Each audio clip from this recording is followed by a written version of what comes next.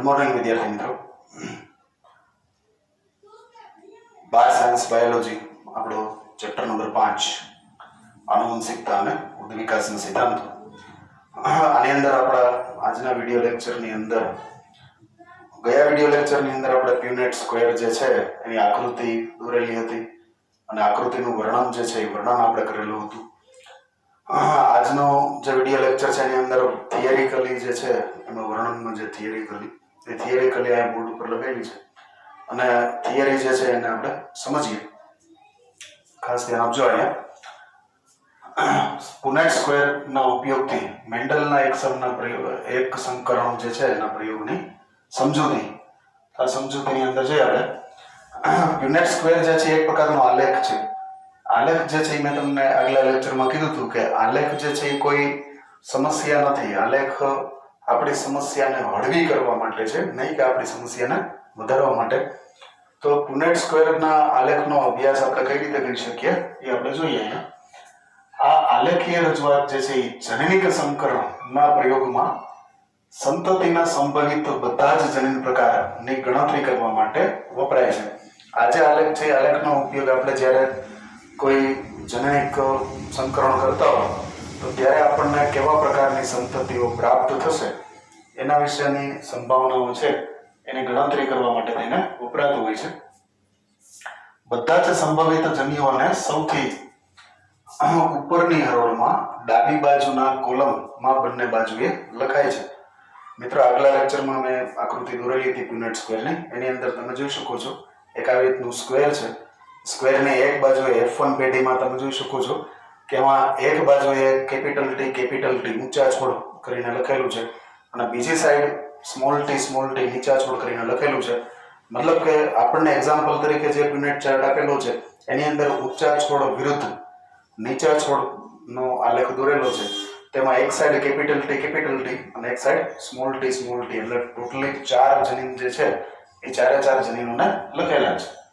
બંને બાજુએ ડાબી સાઈડ બંને બાજુએ લખેલા છે।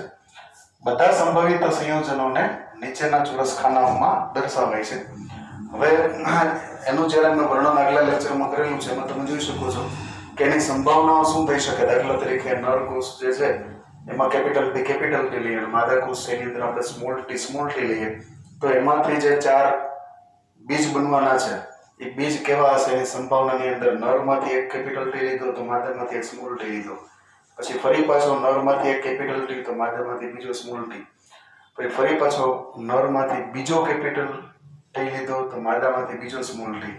એવી રીતે આપણે કોમ્બિનેશન કરીને 4 સંભાવના વાળો એક F1 પેઢીનો ચાર્ટ જે છે એ જોયેલો। પુનેટ સ્ક્વેરની અંદર ઊંચા એટલે કે ટી બરાબર જે શુદ્ધ ઊંચા છોડ છે કે જે કેપિટલ ટી જન્યુ ધરાવે છે તેને આપણે નર પિતૃ તરીકે ગણીએ। બરાબર એના કોઈ પણ રીતે તમે માદા પિતૃ પણ ગણી શકો છો, પણ અહીંયા આપણે એક અભ્યાસ કરવા માટે થઈને તમારી બુકની અંદર જે આપેલું છે એ પ્રમાણે આપણે કેપિટલ ટી જે છે એને નર જન્યુ તરીકે ગણીએ છીએ। અને નીચા છોડ મતલબ કે સ્મોલ ટી જનીન ધરાવે છે એને આપણે માદા છોડ તરીકે ગણીએ છીએ। તો એના દ્વારા ઉત્પન્ન થતા જન્યુ જે છે એ F1 સંતતિ એટલે કે પહેલું પુનેટ સ્ક્વેર જે છે એ F1 સંતતિ છે અને એની બાજુમાં બીજું જે છે એ F2 સંતતિ છે। તો એ F1 સંતતિની અંદર કેપિટલ ટી સ્મોલ ટી થી દર્શાવવામાં આવે છે। અહીંયા કેપિટલ ટી સ્મોલ ટી પ્રકારના F1 ને સ્વપરાગિત કરાય છે। હવે અહીંયા જે બે ચાર્ટ તમને આપેલા છે આ બે ચાર્ટની અંદર પહેલો ચાર્ટ જે છે F1 પેઢીનો છે અને બીજો ચાર્ટ છે F2 પેઢીનો છે। તો આ જે લાઈન છે એ લાઈનની અંદર આપણને એવું કહેવામાં આવે છે કે પુનેટ સ્ક્વેરમાં ઊંચા એટલે કે કેપિટલ ટી ને નર તરીકે લેવાના છે અને સ્મોલ ટી એટલે કે નીચા છોડ જે છે એને માદા દ્વારા ઉત્પન્ન થતા જન્યુ જે છે આપણે F1 માં લેવાના છે।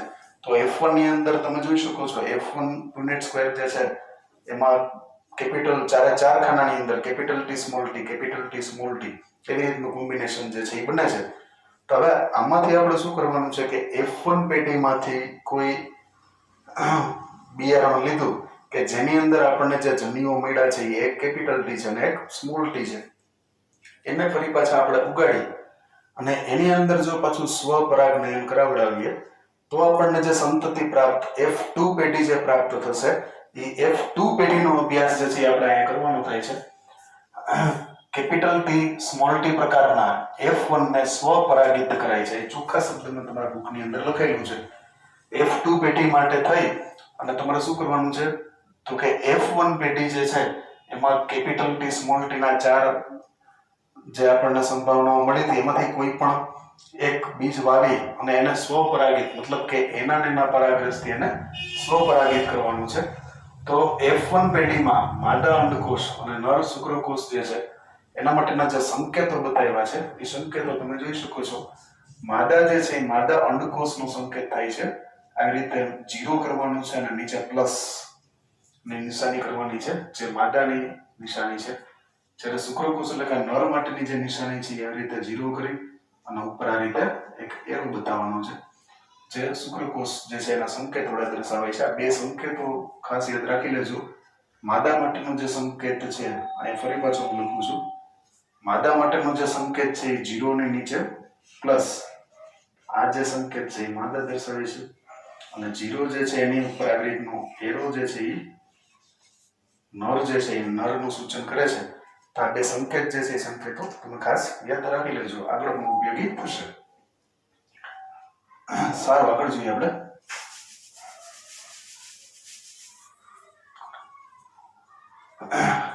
કેપિટલ ટી સ્મોલ ટી ના F1 છોડના સ્વફલનથી સરખી સંખ્યામાં કેપિટલ ટી અને સ્મોલ ટી જનીન પ્રકાર ધરાવતા જન્યુઓ જે છે આપણને મળે છે. જ્યારે ફલન થાય છે ત્યારે કેપિટલ ટી ના પરાગરજ દ્વારા કેપિટલ ટી અને સ્મોલ ટી પ્રકારના અંડકોષને પરાગિત કરાવવાની જે સંભાવના છે એ 50% હોય છે. મિત્રો, આપણો અગત્યનો જે મુદ્દો છે જેની ઉપર આપણે ખૂબ જ હાઇલાઇટ કરવું પડે એમ છે એ મુદ્દાને બરોબર સમજવા. બે લાઈન જે છે એ અતિશય અગત્યની લાઈન છે. ફરી પાછું હું રીડ કરું છું. જ્યારે ફલન થાય છે ત્યારે કેપિટલ ટી ના પરાગરજ, અહીંયા કેપિટલ ટી જે છે એને આપણે અત્યારે નર તરીકે લઈએ છીએ. નર તરીકે લેતા હોય ત્યારે એના પરાગરજ ઉપયોગી હોય અને માદા તરીકે લેતા હોય ત્યારે એનું અંડક, સ્ત્રી કેસરમાં જે અંડક હોય છે એ ઉપયોગી હોય છે. તો અહીંયા આપણે આ સંભાવનાની અંદર આપણે શું કરીએ છીએ, કેપિટલ ટી જે છે એનો નર તરીકે ઉપયોગ કરીએ છીએ. તો એના પરાગરજ દ્વારા કેપિટલ ટી અને સ્મોલ ટી પ્રકારના અંડકોષોને પરાગિત કરાવવાની જે સંભાવના છે એ સંભાવના કેટલી રહેલી છે? 50%, 50%. સારા, અહીંયા આપણે કેપિટલ ટી ને નર તરીકે લીધો છે. હવે આ જ રીતે બીજી એક સંભાવના આપણે વિચારીએ કે જેની અંદર સ્મોલ ટી ને આપણે નર તરીકે લઈએ અને એના પરાગરજ દ્વારા આપણે બંને પ્રકારના મતલબ કે કેપિટલ ટી પ્રકારના અંડક અને સ્મોલ ટી પ્રકારના અંડક બંને પ્રકારના અંડકોષો જે છે એને આપણે પરાગિત કરીએ તો એની સંભાવના પણ કેટલી રહે છે? 50% રહે છે. તો મતલબ એવો થાય છે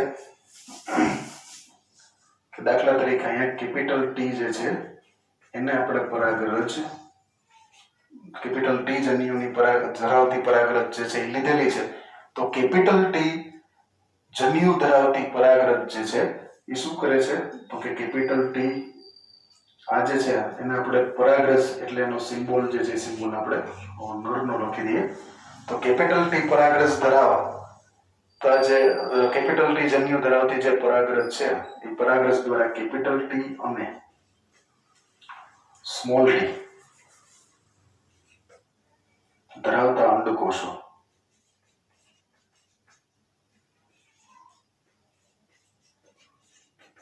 પરાગિત થવાની સંભાવના, એનું ફલન થવાની જે સંભાવના છે, કોષો ફલિત થવાની સંભાવના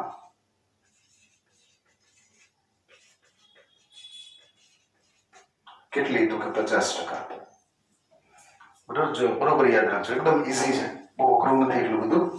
આ જે મુદ્દો છે એ મુદ્દાની અંદર એવા પરાગરજ કે જેની અંદર જે જન્યુ પ્રકાર જે છે એ જન્યુ પ્રકાર કેપિટલ ટી પ્રકારનો છે. તો એ કેપિટલ ટી ધરાવતો અંડકોષ અને સ્મોલ ટી ધરાવતા અંડકોષ ને ફલિત કરી શકે એની સંભાવના જે છે એ સંભાવના કેટલા ટકા રહે છે? તો કે 50%, એટલે કે 50%. અચ્છા, હવે આનાથી થોડુંક ઊંધો વિચારીએ. અહીંયા આપણે પરાગરજ તરીકે આપણે કેપિટલ ટી લીધું હતું, હવે અહીંયા પરાગરજ તરીકે આપણે સ્મોલ ટી પરાગરજ જે છે એ પરાગરજનો જન્યુ જે છે એ જન્યુ કેવો છે? સ્મોલ ટી છે. તો આ સ્મોલ ટી પરાગરજ ધરાવતા જન્યુ જે છે એ કેપિટલ ટી અને સ્મોલ ટી જન્યુ ધરાવતા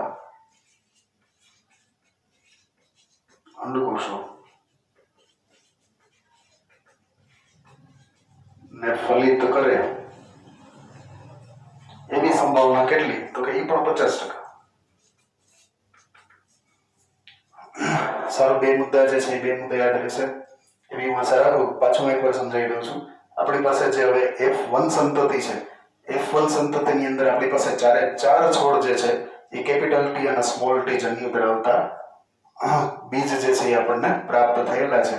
હવે આ કેપિટલ ટી અને સ્મોલ ટી જન્યુની જોડી ધરાવતા એટલે કે વિષમયુગ્મી જન્યુ જે છે એ વિષમ જન્યુ ને જો આપણે પરાગિત કરીએ, મતલબ કે પરાગરજ માં ફલન જે છે એ ફલન આપણે સ્વફલન એનું કરાવડાવીએ તો આપણને જે F2 પેઢી પ્રાપ્ત થાય, તો એ F2 પેઢી પ્રાપ્ત કરવા માટે જે આપણને સંતતિ મળતી હોય, ફલન થતું હોય, તો એ ફલનમાં સંભાવનાઓ કેવી રહેલી છે?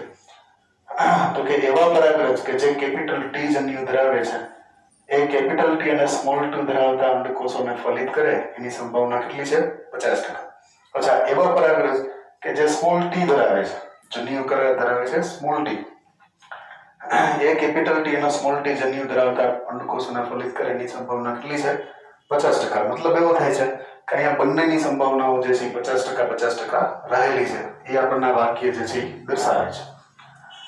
સારું, અનિયમિત ફલન, બરાબર, મતલબ કે અહીંયા ફલન જે થાય છે ફલન અનિયમિત પ્રકારનું થાય છે અને એનું પરિણામ જે છે એ પરિણામથી આપણને જે ફલિતાંડ મળે છે એ ત્રણ પ્રકારના ફલિતાંડ મળે છે.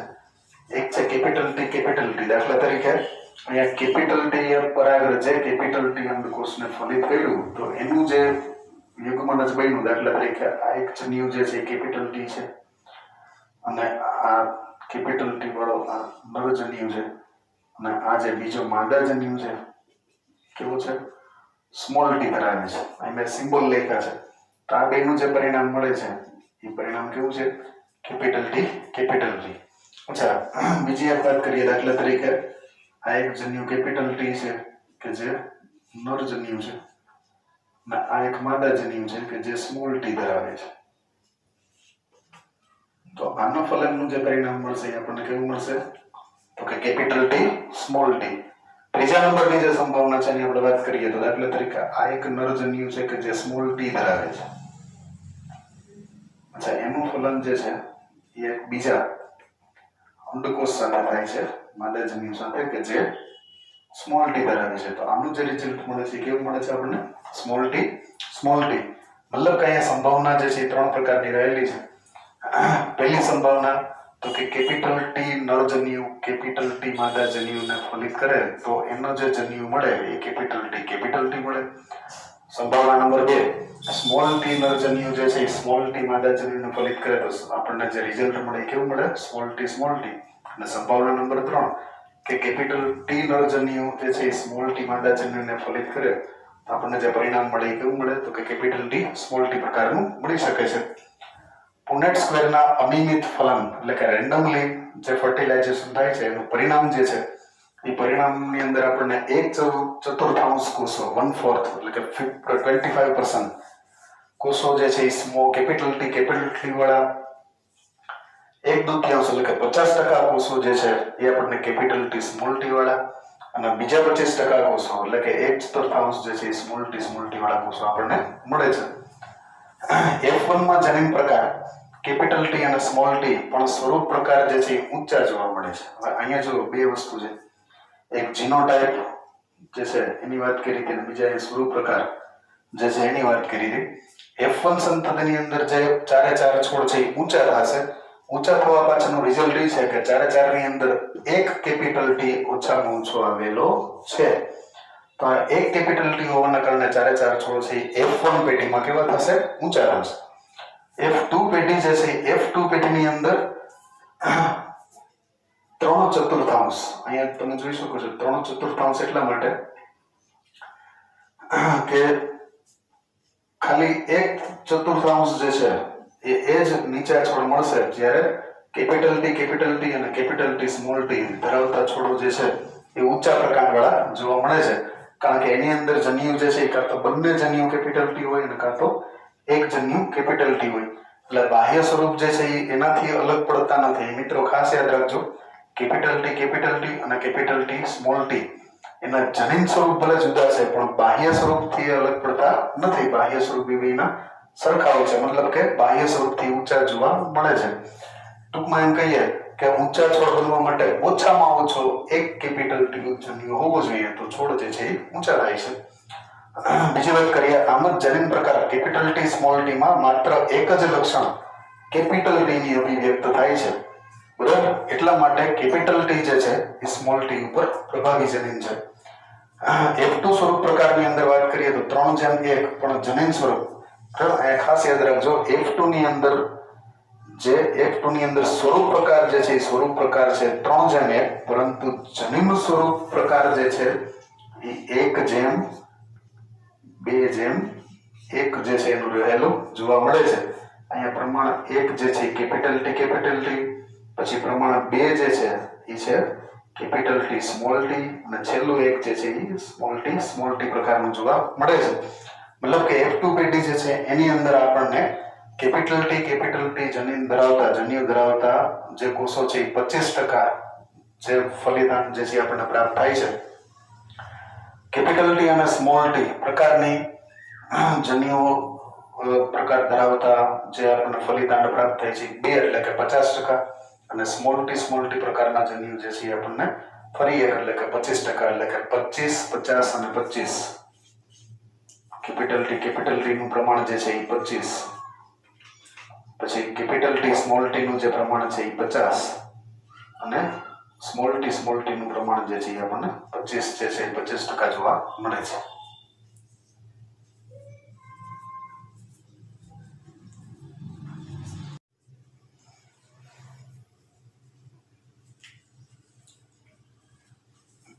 સારું વિદ્યાર્થી મિત્રો હવે આપણો બીજો જે ક્વેશ્ચન છે બીજો મુદ્દો જે છે એ છે પુનેટ સ્ક્વેરમાં મળતા પરિણામો જે છે એ પરિણામોનું ગાણિતિક સ્વરૂપ બરાબર મેથેમેટિકલ ફોર્મ પુનેટ સ્ક્વેર જે છે એનાથી આપણને જે કઈ રિઝલ્ટ મળ્યા હતા જે 1:2:1 ના પ્રમાણમાં હતા એને આપણે ગાણિતિક રીતે સાબિત કરવા હોય તો કઈ રીતે કરી શકીએ તો એના માટે પુનેટ સ્ક્વેરમાં મળતા કેપિટલ ટી સ્મોલ ટી આનું જે પ્રમાણ છે એ પ્રમાણ 1:2:1 ને ગાણિતિક દ્વિપદી સંગણ્યતા એટલે કે ax by નો વર્ગ જેવી દ્વિપદી સંગણ્યતામાં વ્યક્ત કરી શકાય છે જેમાં કેપિટલ ટી અને સ્મોલ ટી જન્યુઓ જે છે એ સમાન આવૃત્તિ એટલે કે 1:1 માં રહે છે તો આવો જોઈએ આપણે એને આપણે ગાણિતિક સ્વરૂપ આપીએ તો અહીંયા પહેલું જે આપણું સૂત્ર હતું ax by સ્ક્વેર આની અંદર આપણે કેપિટલ ટી અને સ્મોલ ટી જે છે એની કિંમતો જે છે એ મૂકીએ અને પહેલું પદ તરીકે આપણે કેપિટલ ટી લઈએ છીએ અને બીજા પદ તરીકે આપણે સ્મોલ ટી લઈએ છીએ પછી પ્લસની નિશાની છે અને જોઈએ આપણે અહીંયા 1/2 કેપિટલ ટી વત્તા 1/2 સ્મોલ ટી નો વર્ગ બરાબર તો આ પદ જે છે એ પદને આપણે સામાન્ય રૂપ આપીએ તો આનો મતલબ એવો થાય આ વર્ગ જે છે એ વર્ગથી આને આપણે ગુણીએ તો 1/2 કેપિટલ ટી વત્તા 1/2 સ્મોલ ટી ગુણ્યા 1/2 કેપિટલ ટી વત્તા 1/2 સ્મોલ ટી આનો ગુણાકાર કૌંસ છોડી અને ગુણાકાર જે છે એને સાદુરૂપ આપીએ આપણે તો આપણને જવાબ મળશે 1/4 એટલે કે 1/4 capital T 1/2 capital T small T અને 1/4 સ્મોલ ટી આ પ્રકારનું પરિણામ જે છે એ આપણને અહીંયા પ્રાપ્ત થાય છે તો આ એનું ગાણિતિક સ્વરૂપ છે એમસીક્યુ માટે ખાસ પાકું કરવાનું છે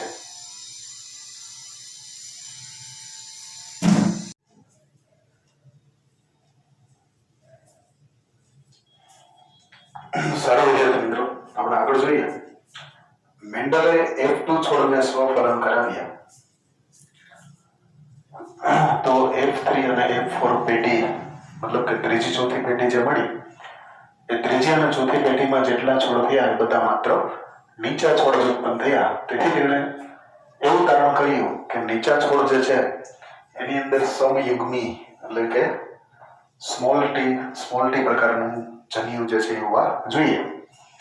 ગાણિતિક સંભાવનાના પ્રયોગ દ્વારા જનીન પ્રકાર પ્રમાણ જે છે એની ગણતરી કરી શકાય છે. વિદ્યાર્થી મિત્રો, આ જે મુદ્દો છે એ એમપી છે. પરીક્ષામાં એમસીક્યુમાં એવું પૂછાય કે કયા પ્રયોગ દ્વારા જનીન પ્રકાર પ્રમાણ જે છે એની ગણતરી કરી શકાય? તેનો જવાબ આવે છે ગાણિતિક સંભાવનાનો પ્રયોગ. માત્ર પ્રભાવી લક્ષણોના સ્વરૂપ પ્રકારને જોઈ અને જનીન પ્રકારની સંરચના જે છે એની માહિતી આપણે મેળવી શકતા નથી. એ વાક્યની અંદર એવું કહેવા માંગે છે કે દાખલા તરીકે તમારી પાસે એક ઊંચા પ્રકારનો વાળો વટાણાનો છોડ છે, બરોબર? તો ઊંચા પ્રકારવાળા વટાણાના છોડને જોઈ અને તમે એવું ન કહી શકો કે આની અંદર બંને જમીનો જે છે એ કેપિટલ ટી છે કે પછી એક કેપિટલ ટી અને એક સ્મોલ ટી છે.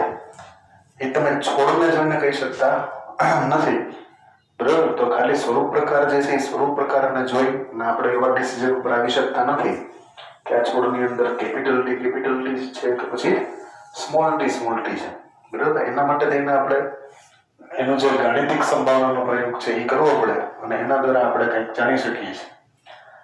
દાખલા તરીકે F1 અને F2 છોડ જે છે એ કેપિટલ ટી સ્મોલ ટી છે, એમ આપણે સ્વરૂપ પ્રકાર જે છે જેને આપણે ફેનોટાઇપ કહીએ છીએ તો એનાથી આપણે જાણી શકતા નથી. એના માટે થઈને આપણે જીનોટાઇપનું ગાણિતિક પ્રમાણ જે છે સંભાવના કરવી પડે છે. F2 ના ઊંચા છોડને જનીન પ્રકાર નિર્ધારણ માટે F2 ના ઊંચા છોડને નીચા છોડ સાથે સંકરણ કરાવડાવી આ જે કસોટી છે એ કસોટીને આપણે કસોટી સંકરણ કહીએ છીએ. મિત્રો, આ જે મુદ્દો છે એ કસોટી સંકરણ ની વ્યાખ્યા આપેલી છે, બરાબર? F2 ના ઊંચા છોડના જનીન પ્રકાર નિર્ધારણ, દાખલા તરીકે F2 પેઢી છે અને F2 પેઢીની અંદર જે જનીન છે એ જનીન કેપિટલ ટી છે કે પછી કેપિટલ ટી સ્મોલ ટી છે. આવું કરવા માટે થઈ અને એક ઉચ્ચ પ્રકારનો છોડ જે છે એનું સંકરણ જે છે એ આપણે શેની સાથે કરાવ્યું? નીચા છોડ સાથે કરાવ્યું. નીચો છોડ જે છે એ શું ધરાવે છે? Small T. અને જે એક પ્રયોગ જે આપણને તારણો મળ્યા છે એની આપણે ક્યાંક નોંધ રાખી છે. તો આજે એક્સપેરિમેન્ટ જે કર્યો છે એ એક્સપેરિમેન્ટને આપણે શું કહીએ છીએ? તો કે કસોટી સંકરણ, જેને આપણે ઇંગ્લિશમાં ટેસ્ટ ક્રોસ તરીકે ઓળખાવતા હોઈએ છીએ. લાક્ષણિક કસોટી સંકરણના પ્રભાવી સ્વરૂપ ધરાવતા છોડનું જનીન પ્રકાર નક્કી કરવા માટે એને આપણે પ્રચ્છન્ન છોડ સાથે સ્વફલન કરાવવામાં આવ્યું અને સજીવોના જનીન પ્રકાર નક્કી કરવા માટે આવા સંકરણ જે છે એની પછી જે કઈ સંતતિઓ મળે છે, મતલબ કે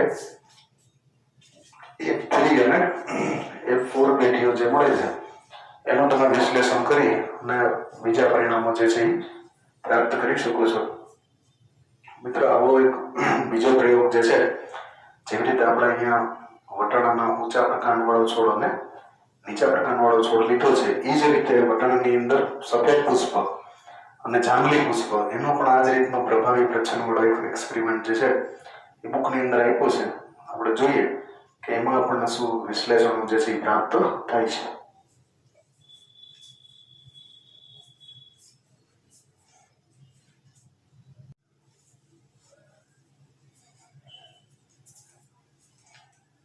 સરળ વિદ્યાર્થી મિત્રો, આપણો જે પ્રશ્ન હતો એ એવો હતો કે ઊંચો છોડ જે છે એ ઊંચા છોડમાં કેપિટલ ટી પ્રકારના જનીન આવેલા છે કે પછી કેપિટલ ટી સ્મોલ ટી પ્રકારના જનીન આવેલા છે.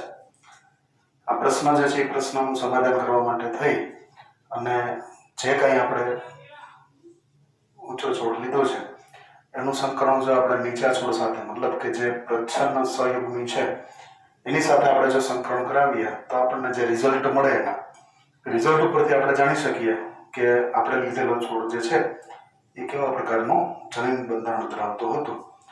આ જ વસ્તુ જે છે એ વસ્તુને આપણે એક બીજા એક્સપેરિમેન્ટ દ્વારા જોઈએ, જેની અંદર મેન્ડલે કરેલા એક્સપેરિમેન્ટની અંદર જાંબલી કલરના પુષ્પ અને સફેદ કલરના પુષ્પ વટાણાની અંદર બે કલરના પુષ્પ આવે, અમુકમાં જાંબલી રંગના આવે અને અમુકમાં સફેદના આવે. તો એની અંદર જાંબલી રંગ જે છે એ પ્રભાવી, બરાબર. અહીં દર્શાવેલી આકૃતિમાં લાક્ષણિક કસોટી સંકરણમાં જાંબલી રંગના પુષ્પો જે છે એ પ્રભાવી જનીન પ્રકાર જે છે એ ધરાવે છે. હવે એમાં પણ ઊંચા છોડ નીચા છોડ જેવી સમસ્યા આમાં પણ રહેલી છે. માની લો કે તમે કોઈ એક જાંબલી પુષ્પ લીધેલું છે, તો એ જાંબલી પુષ્પની અંદર એનો જે જનીન પ્રકાર જીનોટાઇપ્સ જે છે એ WW હોઈ શકે, અથવા તો કેપિટલ W અને સ્મોલ W પણ હોઈ શકે. મિત્રો અહીં જો આ બે WW, આ બે કેપિટલ WW છે અને અહીંયા આગળ કેપિટલ W અને સ્મોલ W છે. આપણે જે અગાઉ વાત થઈ છે એ વાત પ્રમાણે પ્રભાવી કોને કહેવાય? તો કે બે જનીન હોય અથવા તો માત્ર એક જનીન હોય તો પણ અસર દેખાડે એને આપણે શું કહેતા હોઈએ છીએ? પ્રભાવી કહેતા હોઈએ છીએ. તો અહીંયા જાંબલી રંગના પુષ્પ જે છે એ જનીન પ્રકાર બે પ્રકારનું ધરાવે છે. એક છે કેપિટલ W અથવા બીજો પ્રકાર જે છે કેપિટલ W અને સ્મોલ W ધરાવે છે. સફેદ રંગના પુષ્પ કે જે પ્રચ્છન્ન છે અને એ સ્મોલ W પ્રકારના જનીન પ્રકારો જે છે એ ધરાવે છે. હવે આપણે અહીં એક આકૃતિ ખાના જે છે ખાના દોરી રેખા છે, એની અંદર આપણે જોઈએ અહીંયા એક આપણે સહયુગ્મી પ્રચ્છન્ન મતલબ કે એક સફેદ પુષ્પ, પ્રચ્છન્ન જે છે એ પ્રચ્છન્ન અહીંયા આપણા માટે થઈ જશે સફેદ પુષ્પ. અહીંયા ઉપર જે છે બીજા ચાર્ટની ઉપર પણ તમે જોઈ શકો છો. તો અહીંયા આગળ પણ આપણે સફેદ પુષ્પ જે છે એ લીધેલું છે. સારું, હવે અહીંયા વચ્ચે જે છે અહીંયા ચોરસ દોર્યો છે, એ ચોરસની અંદર આપણે જે પુષ્પ લીધેલું છે એ પુષ્પ છે જાંબલી રંગનું. હવે જાંબલી રંગનું જે પુષ્પ છે તો જાંબલી રંગના પુષ્પની કસોટી જે છે એ કસોટી આપણે કરવી છે. આપણે જે અહીંયા કસોટી કરવી છે સફેદની નથી કરવી. સફેદની ઓલરેડી આપણને ખબર જ છે કે સફેદ પુષ્પ જે છે એ કેવું બંધારણ ધરાવે છે? તો કે સ્મોલ W તો જ સફેદ હોય. બાકી જો એક પણ W કેપિટલ હોય તો આ પુષ્પ સફેદ હોતું નથી, તો એ જાંબલી હોય છે. એટલે સફેદ પુષ્પ જે છે એનો પ્રભાવી સ્વરૂપ પ્રકાર ઉપરથી જ એનો જનીન પ્રકાર જે છે આપણે મતલબ કે ફેનોટાઇપ ઉપરથી જ આપણે જીનોટાઇપ છે એ જાણી શકીએ છીએ. પણ આપણે જાંબલી કલરનું જે પુષ્પ છે એનું ફેનોટાઇપ અને જીનોટાઇપ જાણવો છે, તો એના માટે આપણે શું કરી શકીએ એ જોઈએ આપણે.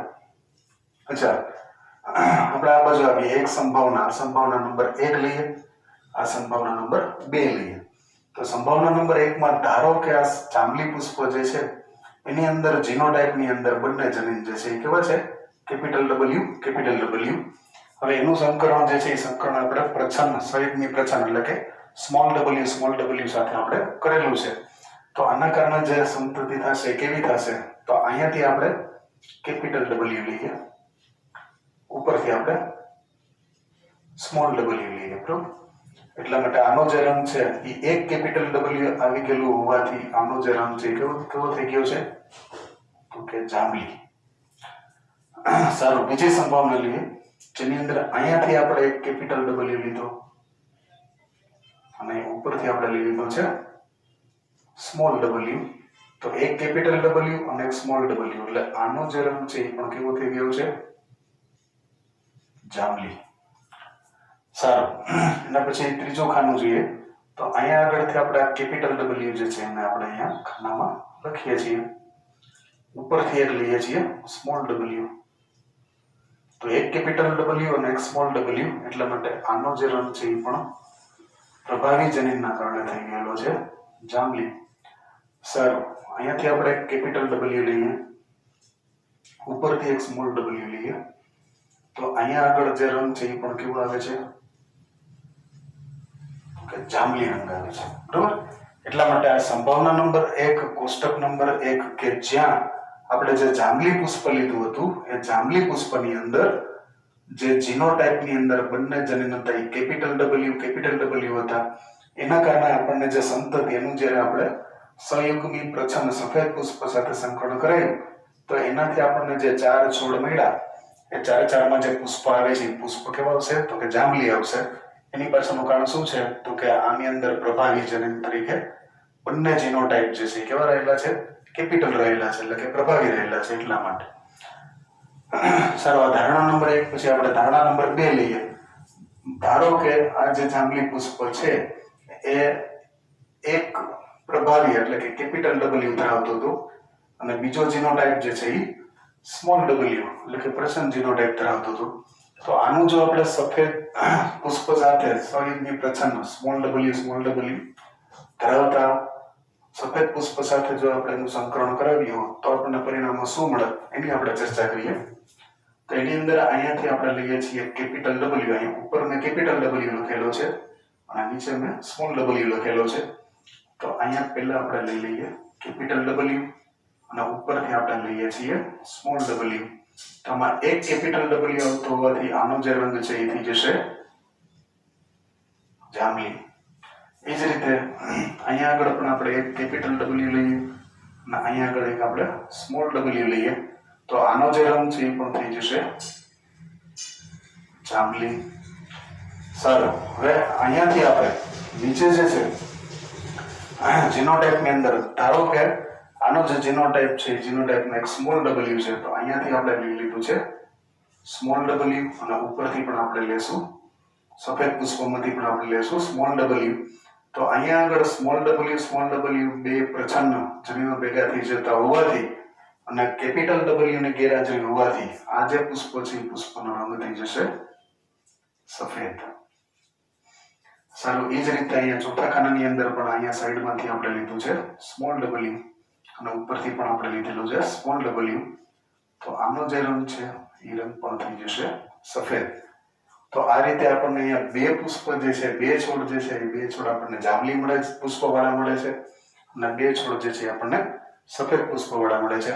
તો આના દ્વારા ટૂંકમાં જો આપણે પ્રભાવી જે છે પ્રભાવી જીનોટાઇપ મતલબ કે જાંબલી પ્રકારના પુષ્પ ધરાવતો છોડ જે છે એ જાંબલી પ્રકારના પુષ્પ ધરાવતા છોડની અંદર બંને જીનોટાઇપ કેપિટલ છે કે એક કેપિટલ ને એક સ્મોલ છે એ જાણવું હોય તો કસોટી એક સંકરણ જે કસોટી સંકરણનો એક્સપેરિમેન્ટ છે એક્સપેરિમેન્ટ આ રીતે આપણે કરવો પડે અને આ રીતે એક્સપેરિમેન્ટ કરવા માટે થઈ અને આ જે પ્રભાવી છે એનું આપણે સંકરણ પ્રચ્છન્ન જે છે એની સાથે કરાવવું પડે અને જે પરિણામો મળે છે એ પરિણામો ઉપરથી આપણે ડિસિઝન ઉપર આવી શકીએ કે એની અંદર બંને જમીન જે છે એ પ્રભાવી છે મતલબ કે કેપિટલ છે કે પછી એક કેપિટલ ને એક સ્મોલ છે. તો એના માટેનો એક એક્સપેરિમેન્ટ જે તમારી બુકમાં આપેલો છે. એક સંકરણના પ્રયોગના નિરીક્ષણોના આધારે મેન્ડલ જે છે એને વારસાગમનના આધારે તેની સમજણના આધારે બે સામાન્ય નિયમો જે છે એ રજૂ કર્યા છે.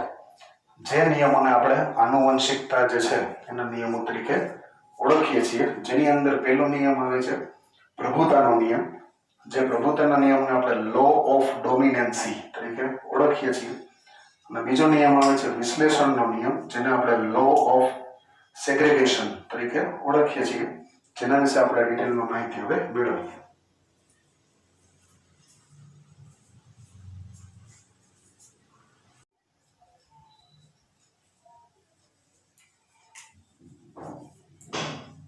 સારું વિદ્યાર્થી મિત્રો, તો આજે આપણે મેન્ડલ દ્વારા અપાયેલો પ્રભુતાનો જે નિયમ છે એના કેટલાક મુદ્દાઓ અહીંયા તપાસીએ.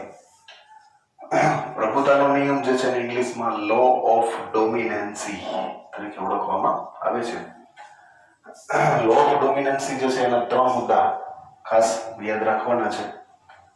જેમાં પહેલું છે લક્ષણોનું નિર્ધારણ કારક નામના સ્વતંત્ર એટલે કે વિભક્ત બરાબર જેને આપણે ડિસ્ક્રેટ એકમો દ્વારા થાય છે. અહીંયા મેન્ડલ જે છે એ મેન્ડલ આપણને એવું કહેવા માંગે છે કે વટાણાના છોડ જે છે એમાંથી અમુક છોડ ઊંચા થાય છે, અમુક છોડ નીચા થાય છે. વટાણાની અંદર અમુક પુષ્પો જે છે એ જાંબલી આવે છે તો અમુક સફેદ આવે છે, અમુક જે છે એ કક્ષીય છે તો અમુક અક્ષીય છે. તો આ જે કાંઈ અવલોકનો જોવા મળે છે એ અવલોકનો પાછળનું જે કારણ છે એ કારણો એમાં રહેલા ફેક્ટર્સ એટલે કે કારક જે છે એ કારકને કારણે આવું થતું હોય છે. તો કારક શબ્દ જે છે એ કારક શબ્દ સૌથી પહેલો આપનાર જે છે એ મેન્ડલ છે. ત્યાર પછી આપણે બીજો મુદ્દો જોઈએ કે આવા જે કારકો છે એ કારકો હંમેશા જોડીમાં કારકો જે છે એ હંમેશા જોડીમાં હોય છે.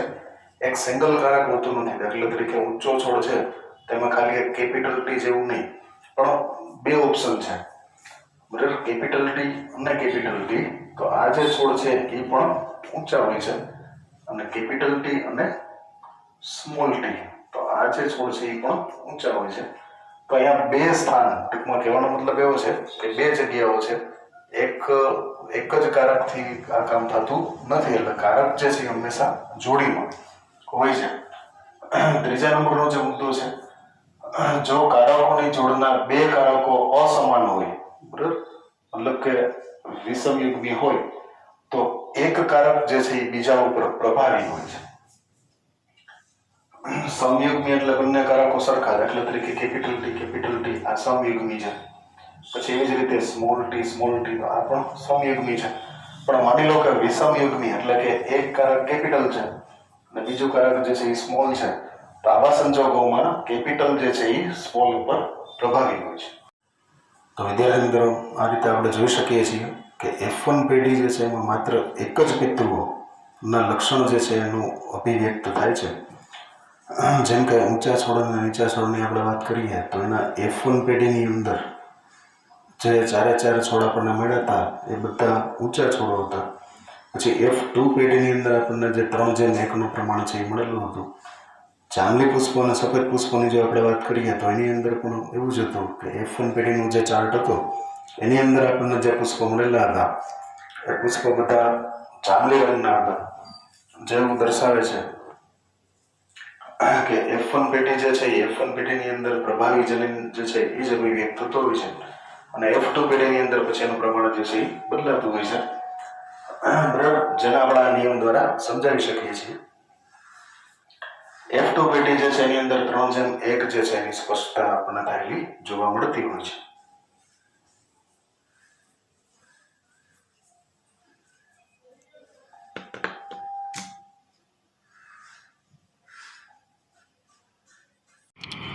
સારો વિદ્યાર્થી મિત્રો, તો અહીંયા આપણું આજનું જે લેક્ચર છે એ પૂરો થાય છે. હોમવર્ક જે છે એ તમારી સ્ક્રીન ઉપર આપેલું છે, જેની અંદર મેં તમને 5 પ્રશ્નો જે છે એ આપેલા છે. એમાં પહેલો પ્રશ્ન છે પુનેટ સ્ક્વેર જે છે એના ઉપયોગથી એક સંકરણનો પ્રયોગ સમજાવું. ત્યાર પછી બીજો પ્રશ્ન જે છે એ પુનેટ સ્ક્વેરથી મળતા પરિણામો એનું જે ગાણિતિક સ્વરૂપ હતું, બરાબર, ax + by સ્ક્વેર, એના જે આપણે એની અંદર ટીટી કેપિટલ ટી સ્મોલ ટીને મૂકેલા હતા એ સ્વરૂપ જે છે એ સમજાવવાનું છે. પ્રશ્ન નંબર 3 જે છે એ કસોટી સંકરણ એટલે શું, તે કઈ રીતે થાય છે એની તમારે વ્યાખ્યા આપવાની છે, અને કસોટી સંકરણ કઈ રીતે જાંબલી પુષ્પ સફેદ પુષ્પની અંદર કરવામાં આવે છે એ તમારે સમજાવવાનું છે. ત્યાર પછી ચોથા પ્રશ્નની અંદર જાંબલી પુષ્પ અને સફેદ પુષ્પ ધરાવતા છોડ એની વચ્ચે જે સંકરણનો એક્સપેરિમેન્ટ આપણે કરેલો હતો એનો ચાર્ટ સરસ રીતે દોરવાનો છે, અને F1 પેઢી F2 પેઢીની અંદર કઈ રીતે પુષ્પ જાંબલી અને સફેદ આવે છે એના કઈ રીતે capital T small T capital W અને સ્મોલ W એના વિશેની ઇન્ફોર્મેશન જે છે એ તમારે આપવાની છે, લખવાની છે. એના પછી પ્રશ્ન નંબર 5 જે છે એ પ્રભુતાના નિયમ, જે અહીંયા બોર્ડ ઉપર ઓલરેડી લખેલા જ છે, તો આ પ્રભુતાના નિયમો જે છે એને વ્યવસ્થિત રીતે તમારે સમજાવવાના છે. વિદ્યાર્થી મિત્રો, કોરોના જે છે એનો કહેર ખૂબ વધતો જાય છે, તો આવા સમયમાં ઘરે રહો, ખૂબ મહેનત કરો. વિડીયો લેક્ચરની અંદર ઘણું બધું આપેલું જ છે, છતાંય ન સમજાતું હોય તો સ્ક્રીન ઉપર ફોન નંબર જે છે એ ફોન નંબર આપેલા છે, ફોન નંબર દ્વારા અમારો કોન્ટેક્ટ કરી અને કાંઈ પણ મુશ્કેલી હોય તો પૂછવાની છૂટ છે, બરાબર. જેમ બને એમ સિમ્પ્લિફાઈડ, જેમ બને એમ સાદું રૂપ આપી અને એ તમને સમજાવવાનો પ્રયત્ન અમે કરીએ છીએ. છતાં પણ તમને એવો કંઈ સમસ્યા હોય તો તમે ફોન ઉપર પૂછી શકો છો. વિદ્યાર્થી મિત્રો, આશા રાખું છું કે આ લેક્ચરની અંદર તમને ઘણું બધું શીખવા સમજવા મળેલું હશે. ફરી પાછો નવા લેક્ચરમાં નવેસરથી મળીશું. આવજો, good bye, take care, stay home, stay safe.